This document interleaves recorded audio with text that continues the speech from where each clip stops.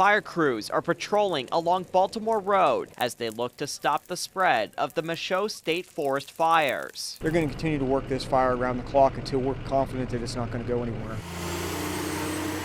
Around 150 firefighters entered into the smoke to try to contain the Thompson Hollow and Hammond's Rocks fires. The two fires combined to burn more than 1,300 acres of the Michaud State Forest as of Friday evening. Despite its size, Josh Thompson with the Bureau of Forestry says Friday's weather has helped limit the fire's spread. We've had lower temperatures, higher relative humidities, and the wind, we've had some wind today, but all in all, it's been a good day in terms of firefighting.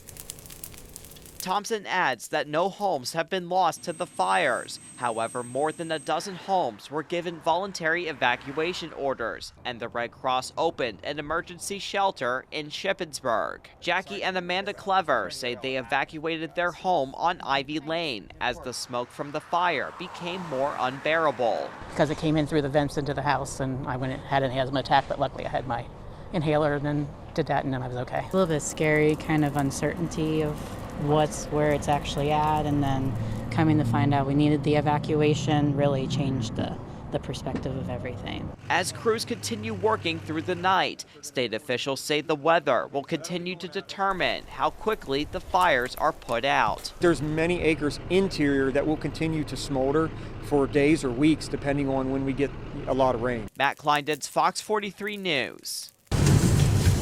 At Dickinson College, dining hall leftovers don't go in the trash. We had asparagus yesterday, the rolls from a couple days ago. They go back to work. It can be pretty much anything that they serve us in the dining hall comes back to us. Student farmers like Abigail Huller dump the food scraps, grind them up, and mix them with manure from a neighboring dairy farm. This is the smelliest part of the operation. But on the college's farm, what smells bad does good.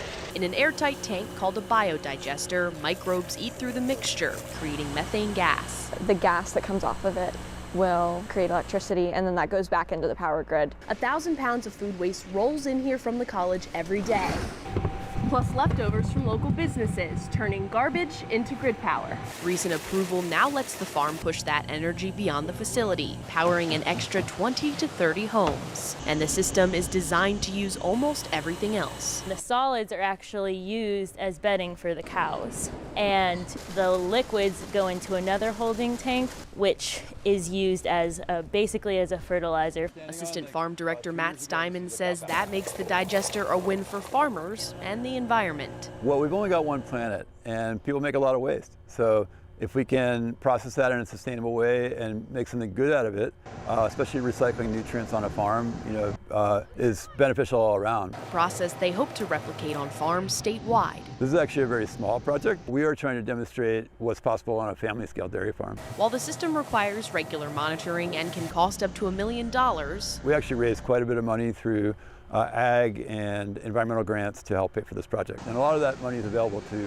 private farmers as well. Proof that the future of energy can start with what's left on your plate. Sydney Nauman, Fox 43 News. There had been no real indication in the investigation that Luigi Mangione had been in Pennsylvania before today. It took the actions of an ordinary citizen at a fast food restaurant to end the manhunt that has captivated the nation. Altoona police officers received a call of a suspicious male at a local restaurant. That restaurant was a local McDonald's, where a customer recognized a man whose face had been plastered on TVs and phones across the country as the suspected killer of United Healthcare CEO Brian Thompson in New York City last Wednesday. That male was asked to remove his face mask, and officers immediately recognized him as a suspect in the New York City shooting. He was arrested and identified as 26-year-old Luigi Mangione, originally of Maryland.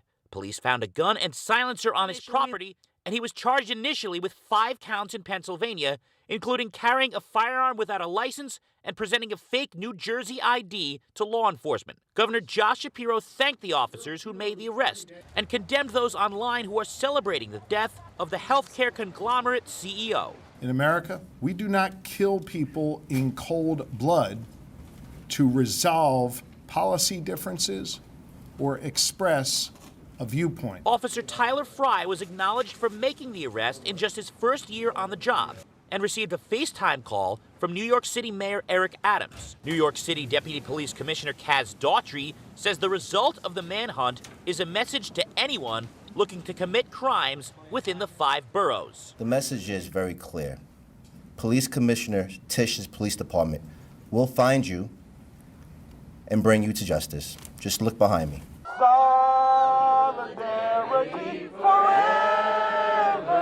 Solidarity for Starbucks workers came from all directions, from local social media stars to community members from across the country like Demetris Dugar. I'm from Seattle, Washington, so I've been on the Starbucks protest for a while, but now you're mistreating the workers, and now I'm on the streets with the Starbucks workers. Even truck drivers outside Starbucks East Manchester Township Distribution Center offered their support despite delivery disruptions. We are here to disrupt the day for Starbucks. Nothing's coming in and nothing's coming out. We are forming a blockade to prevent the trucks from delivering the product out to the stores. The York County Distribution Center is one of the company's largest, serving the entire Northeast, which is why organizers say the demonstration was so impactful. No stores are receiving their orders right now. We want to send a message to the company that baristas are ready and willing, and we're organized and very prepared to take drastic action to bring the company back to the table to settle this contract. Barista Sylvia Baldwin says this strike is part of a coordinated push in over 40 cities, all aiming for Starbucks Workers United's first contract since unionizing 4 years ago. Demands for the contract include better pay, staffing, and hours. We would need 20 hours to qualify for the benefits that Starbucks raves about. We are scheduled just underneath, so we're not eligible for those benefits. Benefits which employees say would help offset increased workloads from the company's new coffeehouse code of conduct. It was like doubling our workload, but expecting the same, actually expecting quicker results without actually giving us the resources to do that. After 3 hours, the blockade cleared, and protesters promise this won't be the last time people from different walks of life march together. We'll be back! We'll be back! I hope there's a unionized stores and everybody willing to stand up and fight for what you believe in, because the company's not going to give it to you. You got to fight for it. Sydney Nauman, Fox 43 News.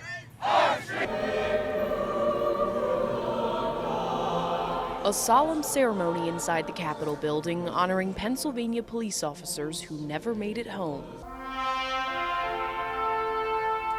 This year, the Pennsylvania State Lodge Fraternal Order of Police recognized 5 policemen who died in the line of duty, 4 of them from York County. And every year, Pennsylvania FOP President Joe Regan says it's a number he hopes not to see. Last year we had 1, and we were hoping for none, and that's what we're all waiting for. Detective Mark Baker. Honored this year were West York Police Patrolman Andrew Duarte, who was shot and killed last February responding to a hostage situation at UPMC Memorial Hospital, alongside Northern York County Regional Police Detectives Mark Baker, Isaiah Emmenheiser, and Detective Sergeant Cody Becker, killed in a deadly September ambush. It's all about the families. You know, we want to honor them because we just don't want to forget them. Organizers say this day isn't just about the officers' service and sacrifice, but the loved ones left behind. And these men made the ultimate sacrifice for their communities. And, importantly, to recognize the sacrifices of the families that they leave behind. The Commonwealth of Pennsylvania will be there for you. The names of all 5 officers honored will also be added to the National Law Enforcement Officers Memorial in Washington, D.C. next week during National Police Week, forever memorializing their sacrifice and service. Sydney Nauman, Fox 43 News. As Vision Corps celebrates 100 years of service and independence, Natanya Sortland figured she should dress the part. If I'm going to show up, people are going to stare at me anyway. So why not give them something to stare at? And the people stared. Oh, cool. Not because of her outfit, but because on Friday, Lancaster's very own Lady Liberty was standing on top of a 10-story building, waiting to go over the edge. I suited up as well, joining Natanya and 102 others raising money for Vision Corps and the free services it provides for the blind and visually impaired community. It's our largest fundraiser of the year. All the money we raise, close to $200,000 we're hoping this year, helps us to provide those services for free throughout the community all year long. Services like free free vision screenings, employment opportunities, and even in-home support. Vision Corps' Crystal Mills says the free resources help individuals across 5 counties retain their self-reliance. We hope to help people maintain their independence. There's a home for independence. For Natanya, independence wasn't something she ever thought about until she lost it. 12 years ago, a stroke followed by a traumatic brain injury left her legally blind. Living in Chester County, she found herself searching for services that weren't there. It is terrifying, it is isolating, and when you ask for help and people don't know how to help you, you begin to hide. That feeling never left her, even after finding support from Vision Corps. So for the past 7 years, she's faced her fear of heights because she says there's something else far scarier. But I actually think about the moment when I couldn't find services. That's what drives me. And that is literally worse than having to go over the side of a building. So I'm grateful to feel fear. At the same time, building something else, a community. As Vision Corps expanded its reach into Chester County, Natanya became one of its biggest advocates. She brought in $2,500 for Vision Corps in her first year. This year, more than $31,000. Still, she says there's more work to be done. I want to partner with Vision Corps and the Chester County Chamber of Business and Industry, and I want to do a presentation and say, this is why you should hire a blind person. 100 years after Vision Corps began its mission, Natanya's version of liberty looks a lot like opportunity. More jobs, more services, and more independence. Sydney Nauman, Fox 43 News.